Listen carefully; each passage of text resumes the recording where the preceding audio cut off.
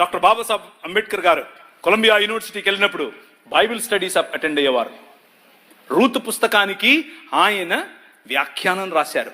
He was a practising Christian. ఆయన practising Christian అండి బాబు.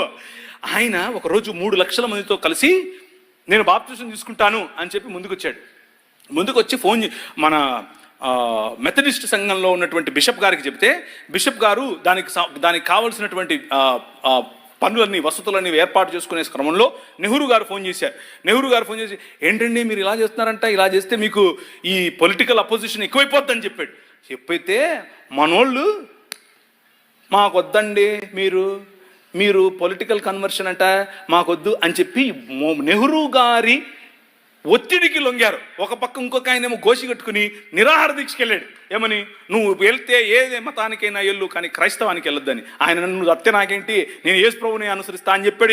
ఎవరు? డాక్టర్ బాబాసాహెబ్ భీమ్రావ్ అంబేద్కర్. ఇది నేను కొత్తగా చెప్పేది కాదు, ఇది హిస్టరీ. This is history. ఆ జై భీమ్ వాళ్ళకి తెలీదు. చెప్పండి, వెళ్ళి ధైర్యంగా చెప్పండి.